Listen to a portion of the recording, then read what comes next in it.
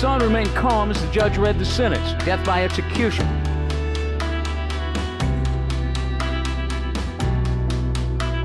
Josue Flores was murdered last Tuesday on his way home from school.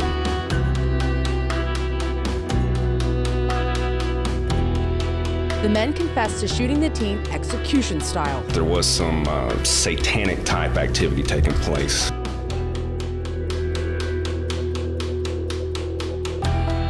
Officers tell us Trujillo stabbed her boyfriend with stiletto heel shoes. 2-year-old Riley Ann Sawyer's brutal killing shocked the nation. She was beaten to death, stuffed in a plastic box found by a fisherman in Galveston Bay.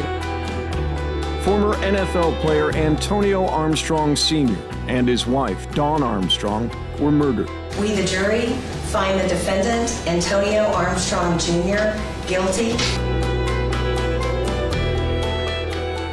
One by one, they described the deaths of the alleged other 8 victims of the convicted rail car killer.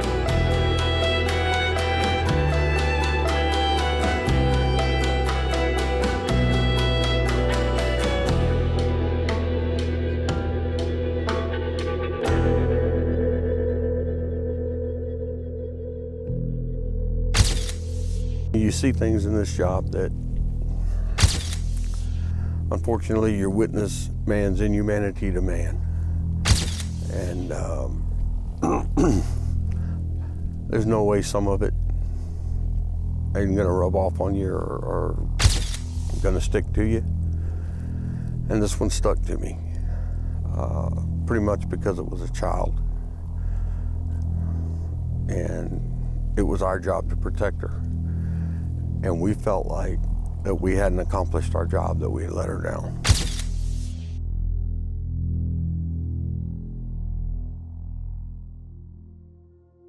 He said, okay, the next time she screams, we're going to take her into the bathtub. And of course she's going to scream the way he was hitting her with that belt.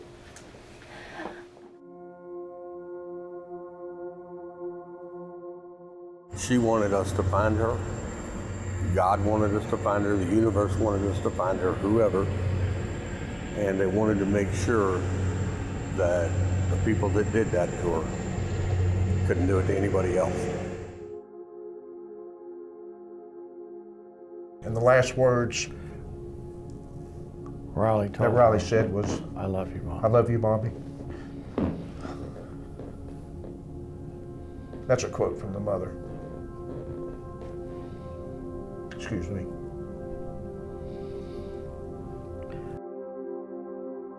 Galveston's West Bay attracts sports fishermen looking for the perfect catch. Late Monday night on a marshy, isolated island west-southwest of the causeway, a fisherman made a gruesome find. He discovered a container.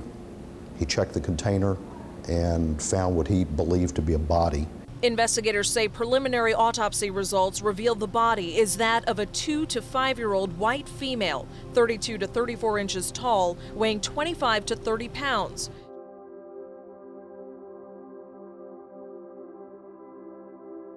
Call came in. They wanted me to go and meet a fisherman who, quote unquote, found something suspicious on an island. My name, Jimmy Gillane. I was with the sheriff department back then.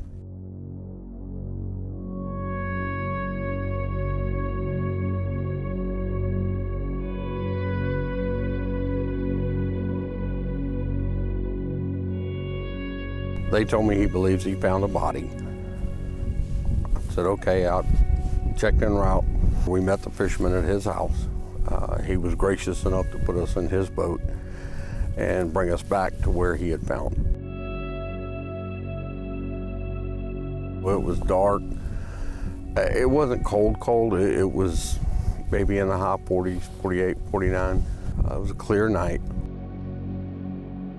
We got off and I went up to there was a plastic tote that you get like at Walmart or Home Depot or Lowe's, somewhere like that. He pointed it out to me. He wouldn't approach it again. Well, I went up. He said that he had seen a child's shoe, and that when he opened the container, it was flashing at him. So I knew what kind of shoes he was talking about. I'd bought some for my niece. I go over there, I pull the top off, and I see the shoe. It's flashing. She was double bagged in trash bags. I grabbed the plastic and I pulled it open,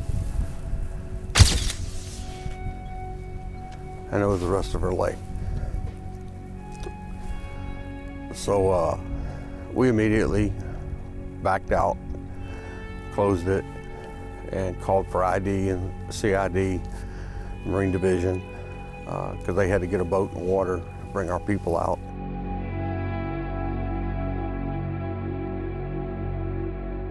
Nothing prepares you for it. And once you see it, you'll never stop seeing it. Eventually you got to make friends with it, or you'll drive yourself crazy thinking about it. And I'll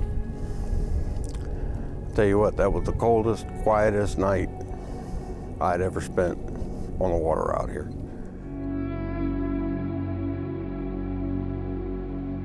They brought her down here to the old causeway, not the new causeway, but the old one, and they threw her off the old causeway. It traveled a distance of a little over 5 miles from the old causeway to where we found it. I guess that was part of it.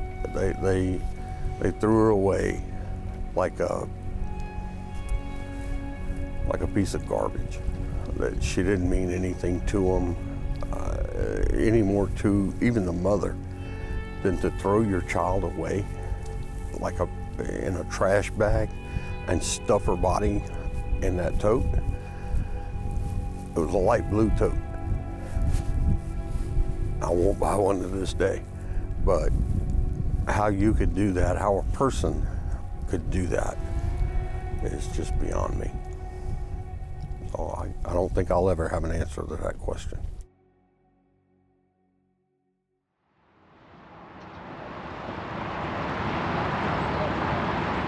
What was it like waiting here and seeing that boat come in? Well, the anticipation was pretty high at the time.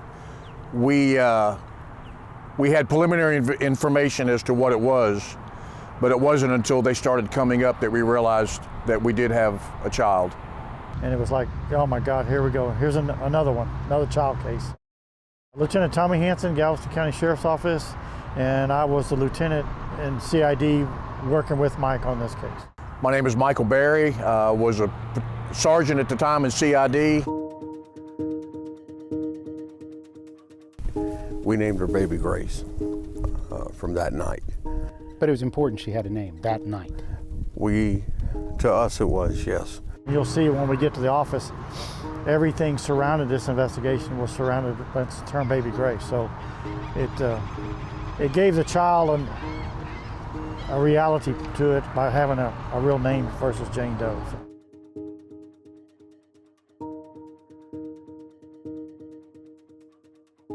And where did you go from the dock? I went home and cleaned up, and then I went directly to the morgue, which is customary, to go witness the autopsy. That's the only autopsy out of all the murders that I ever worked that I didn't witness. I didn't watch it. I went in the other room. You couldn't? I couldn't do it. I watched some of it, but it was really there to start the process to making this right, to gathering what evidence was there, what do we know about her and her injuries, as it later turned out, how she was dressed, her clothing, and all that turned out to be very key information. Because on a case, a child that age, their circle of life is very small. So once you identify them, you're going to know who killed them. Getting a name to that child was priority, number one. What the purpose was and how it all happened, that's secondary of let's put a name to her first. And at the same time, previously the day before, we had contacted Miss Gibson. And she came down She came to the medical examiner. So you called for her quickly?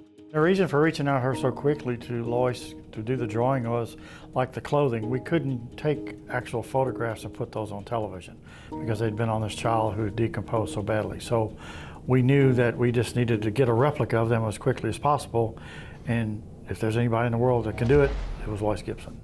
I'm a forensic artist, and I was called to the morgue to draw a partially decomposed baby that ended up being nicknamed Baby Grace. So the worst thing about going to the morgue is the decomposition smell. The visuals, they're horrible, but you understand them. But when you're breathing in and out, you feel like you're breathing in dead bodies because the smell is so strong and horrible.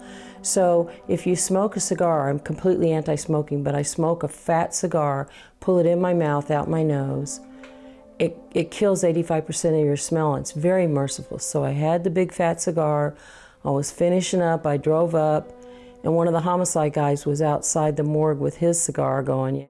How do you see a face in a body that has been so decomposed? I could tell that she had blonde hair down to the center of her back. And I could tell the location of her eyes, lips, and nose, and I just drew a cute face. You just look at the location and you know it's decomposed and rotted and horrific, but you draw a pair of cute eyes because it's a baby. And there's no beard or mustache, it's just smooth skin. It's a smooth egg of a face. And then of course the lips are gonna be full and cute. And I went to dental school, so I know how to draw the baby teeth, the deciduous teeth. I went back to my office and I took the horrible pictures that they'd taken. I mean, there are great pictures of a horrible thing. And I did it in 45 minutes because I couldn't stand to look at the pictures any longer. So that sketch was done in 45 minutes. Yeah, it took me only 45 minutes, even though it was in full color.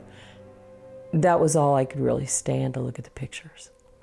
I gave the sketch to law enforcement and then I sort of blanked out. It gave me a nervous breakdown doing the case, I admit it. I was trying to hold it together and it was unreal. It ripped me up because my baby, Tiffany Celeste, looked like this girl. So I go to the morgue and see a rotted corpse that looks like my baby. So I held it in, and just all of a sudden I felt like I was burning inside my head. The story of baby Grace is breaking hearts across the country, and investigators say that's a good thing. Her body was found by a fisherman about 5 miles from the Galveston Causeway Monday, but they have no idea how she got there, which means she could be from anywhere. We are seeking the national media attention because of that. Someone that might be from New York or someone that might be from Wisconsin may have seen something. This is what she may have looked like, an artist's reconstruction. We're 60% water here, so we, through the years, have inherited many, many cases, and this is an example that they weren't killed here, but we wound up with the body because they dumped them in the water. So having experienced that many times on other cases, we knew that it was important. Odds are she wasn't from our backyard. Lois Gibson did a fantastic job on the sketch. She was a lifesaver on this case, no question about that. Her and the media, because what we got from her, we gave it to you folks, and we wound up talking to media all over, as far as Cleveland. Portugal. Well, we did Portugal. Oh yeah, Portugal. Because of Madeleine McCann girl was still missing, and she was about the same age, and she was the same hair and same everything, and we wound up, thanks to our friends at the FBI, sending DNA to Portugal to make sure that she wasn't Madeleine McCann. And the grandmother recognized it in 3 days. She had seen my drawing on a computer screen, and she had known that her little baby grandbaby had gone to Texas, and then she thought maybe that's her, so she connected it, and boom, boom, boom. She didn't want it to be her, but she solved it. And then I was at Taco Cabana, and previously I had a baby that it took 7 months to get identified. And her name was Angel Doe, and that detective said, wow, he knew that I was never forgetting the dead baby, so he called me and he says, it's gonna be over, it's gonna be Riley Sawyer's. I had seen Riley Sawyer's, but I was trying to ignore the news, and it took him half an hour because I said, don't tell me it's her if it's not. It will kill me, the disappointment. So he took a half an hour and convinced me that it's over, "You did it, Lois. It's okay." Because he knew I was dying inside, so I started crying uncontrollably, and my daughter moved over 2 tables and acted like she didn't know me, and I just cried it out at Taco Cabana on I-45 in Louetta. Riley stays with me in a wonderful way that I was able to accomplish something that was extremely difficult. If this case was the only case I did in my entire life, my life would be worthwhile.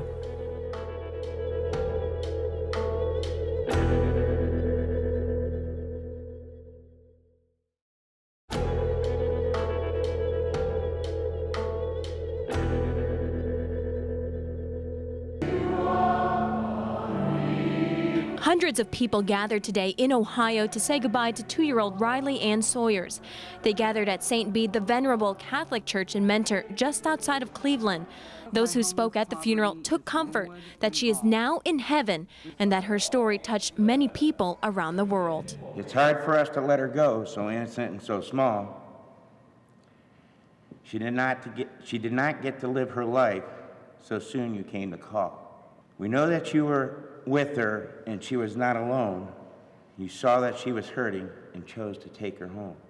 Riley Ann was born in Ohio but moved to Texas last June with her mother. As loved ones said their final goodbyes to Riley Ann, they prayed for peace and the safety of other children of the world. The day after Thanksgiving is when the case really broke. And we were called. He contacted me and said, "Hey, you know, we need to go in. There's a lady coming in to be interviewed. She's coming with an attorney. You know, she's going to be interviewed. Captain wants us down there." I said, "Okay." So we go down here. We had no knowledge of what was about to take place. Would you mind identifying yourself by name and date of birth, please? Kimberly Trenner. Had you identified Riley before she came in? No. No. No. So she came in before you even had Riley's name? She sat in that chair. He's over to my right. I'm right across from her. And we're just doing a regular interview. "Okay, tell me about yourself." You know, we don't even understand why we're talking to her, to be honest with you. And then after about 25 to 30 minutes, if not longer, into this interview, she's getting to a point where she says, referring to her husband, his parents don't know. And I said, "Don't know what?" And she said that baby Grace is my daughter Riley. And he and I looked at each other and came back, and I said, "Are you telling me that your daughter, Riley Ann Sawyers, is baby Grace?" And she said, "Yes." And we both had to act like we knew exactly what we were doing. And I said, "Okay," and I patted her, and I said, "Go ahead, keep talking." How long have you been in Texas? First came down the end of May. Of this year? Of this year, yes. I was here for a week and had to go back up to Ohio for a couple days, and then I moved down the beginning of June. I'm married to Royce Ziegler. Okay. The second. How did Trenner make her way from Ohio to Spring, Texas and hook up with this guy? She met him after she had left baby daddy and moved out on her own. Actually, I think they met even before she moved out, but she was communicating with this guy on World of Warcraft. And they kept communicating even to the point, I think even after she had moved out. She had made a visit down here once without Riley, went back, and I think he paid for it. And then it was the second time that she made the move. And that would have been June or July of that So year. she came here to be with him, Yes. specifically. But they met on World of Warcraft, the computer war fighting program. And what that tells you is how insecure she was in needing of him, or basically a sugar daddy or somebody to take care of her. And she was going to do anything for him she could to protect that. Was she potty trained? She was getting there. Did that frustrate Royce? Yeah. Had you ever seen him spank her? Yes. I mean, he really kind of tried to stay out of it at first. When we went to that realtor about the new house, that's when it really started with him. And I mean, What really started with him? we need to discipline Riley. Okay. He could not comprehend dealing with understanding a 2-year-old child. A 2-year-old's a 2-year-old. They're gonna run rampant and drive you crazy sometimes. But that's what 2 years old do, and he couldn't cope with that, and he was determined to change her habits, like she was a 15-year-old, not a 2-year-old. It started off with discipline that morning. It was his decision. He was going to stay home, and he was going to help discipline this child and break the child of these bad habits of which he did not like. He really wanted to stay home and make sure I was disciplining Riley. Okay. Like he had told me, look, she gets bad, you go for the belt. You don't take it. Riley got into something, I'm not sure what, and he started with it. With the belt? Go get the belt. I mean, it just escalated from there. He said, we need to break her. So he told me to go run some water in the bathtub. Some cold water in the bathtub. And I did, and he said, okay, the next time she screams, we're gonna take her into the bathtub. The moment she would scream, he would take her and shove her into the water. And this would just go on and on. And I mean, he wanted me to do it. He wanted me to shove her head underwater.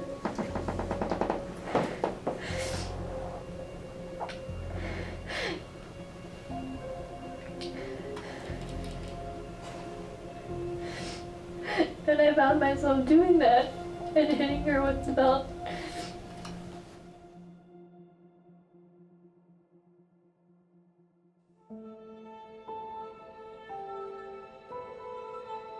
One of the things was that Riley did not like to take the liquid Tylenol for children. She just didn't like the taste.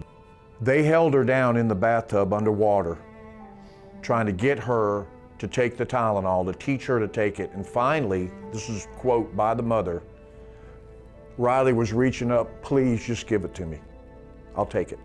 She actually tried to get away from him a couple of times, and he had like a belt on around her and pulled her back, stopped her. When she did, she fell back and hit her head on the tile floor. That was the beginning of the end when she hit her head. And then, of course, then they tried to force medicine down her and hold her in cold water. And it was just one disaster after another. And this child went through hell on earth for hours and hours. Towards the end, these are the words, and I hope I don't, but the last words were she was trying to,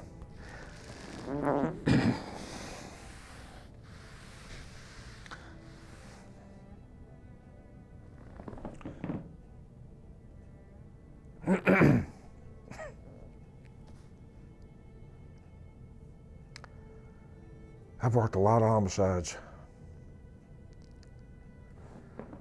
She tried to get Riley to stand up, and her legs kept crumbling, and she knew then. And the last words that Riley said was, I love you, Mom. I love you, Mommy. That's a quote from the mother. Excuse me. You looked in this woman's eyes. What did you see? She had remorse, but I think only because she was caught, to be honest with you. She was so wrapped up with trying to make this man happy and appease him that she was willing, in my opinion, to sacrifice her daughter. And he closed the curtain and came out and said that we need to clean up and get rid of the belts, get rid of the pillow, get rid of anything. He wanted to scrub her down and with bleach and make sure there were no fingerprints on her. He had me get in his truck and we drove to Walmart. They got bleach, tape, the container, shovels, all this stuff. Came back. They poured bleach all over her. They tried to pour bleach down her throat because they tried to give CPR. They didn't want their DNA on her body. He had worked at a funeral home. He had watched all these police shows. This came from her. So he knew kind of what things to do to maybe destroy evidence. We talked for about maybe 3.5, 4 hours, took a break, came back and did another 3.5 hours of complete confession implicating her husband. He and I went to our superior and said, we need to get eyes on her husband now. So our superior sent a team up towards Spring to put eyes on him. Well, he was already gone. He was headed to the attorney's office. Then somehow he turned around and came back. Well, they all met at his house and he agreed to come down for an interview. Today's date is 11/23/07. It is 11:12 p.m. And your name is Royce Clyde Ziegler, is that correct? The second. Kimberly, that's your wife, correct? Yes, sir. How'd you get along with Riley? We got on good. You ever spanked her? No, sir. Never spanked her. Not that I remember. Royce, we've been doing good. We've been doing good so far. Everything's been rock and roll, pretty good. Don't lie to us. I'm not lying, yes, sir. Well, yes, you are. I've told you guys everything I've known. No, we got a dead baby here. And I'm gonna tell you right now, baby Riley is baby Grace. Read my lips. I know that, and you know that. I don't know that. Yes, you Yes, do. you do. No, I don't. Royce, I swear to God, I do not know that. You're going to be charged today with injury to a child and tampering with evidence. What did you find at the house? They dressed Riley, put her in a trash bag, put her in the plastic container. They put those clothes on her to bury her. They put her out on the shelf in the garage, or the shed for a little bit, the garage, it's a detach. And then this kind of went on for several weeks, if not up to a month and a half or two, deciding, okay, we're gonna bury her over here. They even took a ride out. They couldn't do it for whatever reason. They did 2 or 3 times. Yeah, they found one place they looked at up by Conroe and they tried to dig the ground. It was too hard and they couldn't do it, so they took her back. So they were had been out shopping places to dispose of her. Doing all that, he was having some computer problems, and he calls the Geek Squad to the house to fix his computer. We later interviewed them because the computer turned out to be important to him tracking how to bury bodies and stuff like that. And the Geek guys gave us a statement where he could smell it, smell the body. He didn't know what it was, though, did Yeah, he? he had no clue. And eventually, when they came here, they didn't bring any cell phones. They avoided all the toll bridges, tollways, so they could not, so cameras wouldn't catch them. This is his plan, not hers. What did the computer tell you? The computer gave us everything to know where he'd been researching disposing of bodies, burial sites, cleaning up crime scene. What we did find at the search warrant was I don't want to say a suicide note per se, but it could be concerned, and that it was admitted as one where he threatened to take his own life. He said that he was sorry for what he did, all this. And then of course we found a list of everything that was purchased at the Walmart that we confirmed was purchased and also recovered. So there was so much overwhelming evidence. What's amazing is in the search warrant also was found a pad that said rules for Riley, and it was like 10 things not to do, and some of them were written in his handwriting and some were hers. Have you changed your mind about talking to us and or asking us some questions? Yes. Okay, so you are here voluntarily? Yes. Did you request this meeting? Yes. Okay. There was an argument between me and Kim. I basically was giving Kim an ultimatum to fix the entire problem because I was sick and tired of going out in public and Riley was running amok. I wasn't feeling so well, so I stayed home from work that day. And Kim and Riley woke up and they went out to do some errands. They came back, next thing I know, I hear screaming. And the thing is, you know, it's not my nature to hurt children. I never planned on it, and I wasn't in the room the day when all that stuff was going on. Do you know how she died? I wasn't even in the room. All I remember is I heard my name called out that day. I ran in there, saw Riley on the floor, purple. I am not at all convinced that there's not more to tell.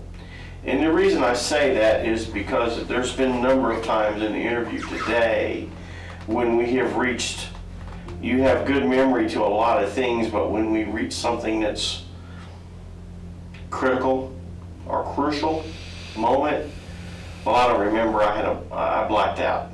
He was really more interested in protecting himself and dumping the heat back on his wife than himself. Point blank, not any question about that.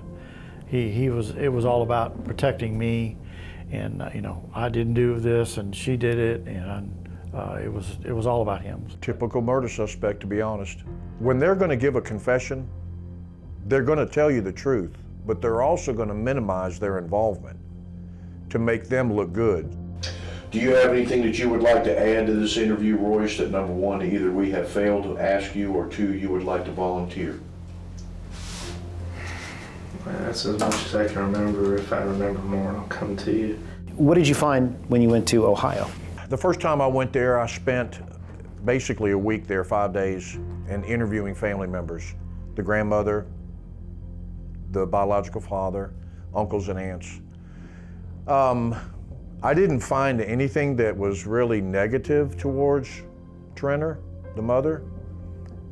They had their problems. They were young little high school kids when they got pregnant, and you know. What I did find out, though, not about them when I went to Cleveland, but when I did some more follow-up about the stepfather, his daddy is from Arkansas and has a violent temper. And maybe that was instilled in the two boys, and maybe, I'm not saying that's an excuse, but you know what I'm saying? 2-year-old Riley Ann Sawyer's brutal killing shocked the nation. She was beaten to death, stuffed in a plastic box found by a fisherman in Galveston Bay last October. But her parents, charged with the killing, won't face the death penalty because Galveston prosecutors believe death sentences against the two would be thrown out on appeal. If emotions and just the brutality of the crime alone were the deciding factors, the controlling factors in reaching the decision of whether or not we're going to seek the death penalty, we wouldn't be having this conversation today. Galveston DA Kurt Sistrunk made the decision based on the law, a 2007 ruling by the Texas Court of Criminal Appeals. The High Court overturned a death sentence in a similar case because there was no evidence the child's mother would be a continuing threat to society. Sistrunk says he doesn't believe it can be proved Riley's stepfather, Royce Ziegler, or her mother, Kimberly Trainer, would be either. After a lot of deliberation, a lot of thought, consultation with other assistants and district attorneys across the state, this is our decision, and we're bound to abide by it. In Ohio today, Riley's grandmother and birth father agreed with the DA's decision. Their attorney issued a statement saying they believe, quote, the death penalty would be too easy. The Sawyers prefer that Ziegler spend the rest of his life in prison thinking about Riley's death. Ziegler's defense attorney welcomed the decision. We're happy that they're not seeking the death penalty at all, but we still have a capital murder case to try. Ziegler and Trainer scheduled to stand trial in November.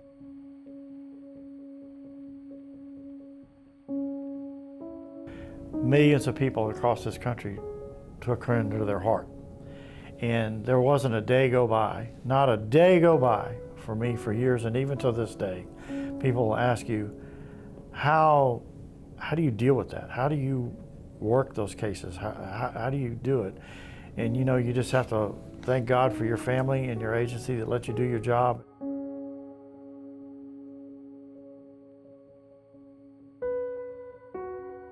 A gentleman who makes crosses made one for her, and all of us got on the boat, and he brought us back out here so we could put that cross on the island. Eventually, the owner of the island, he changed the name to Riley's Island. Occasionally, Riley comes back and visits, and I'm okay with that. You got to make friends with them, but any cop has those moments, and if they haven't yet, they will have.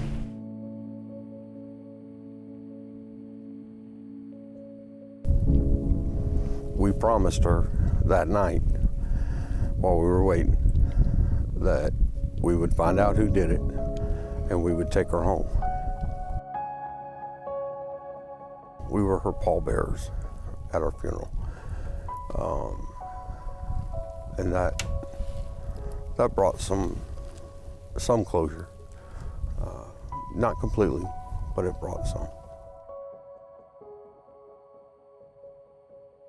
I'm glad we were able to take her home like we promised.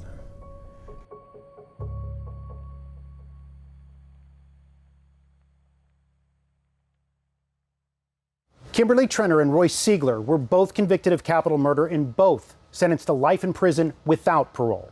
Thank you for joining us for this season of The Evidence Room, but don't worry, we'll be back soon because we're already hard at work on season 5. If there's a case you'd like us to examine, please email us at investigates@kprc.com. And remember, you can get caught up on past episodes by downloading our KPRC2 Plus app. For everyone on the KPRC2 Investigates team, I'm Robert Arnold. We'll see you soon.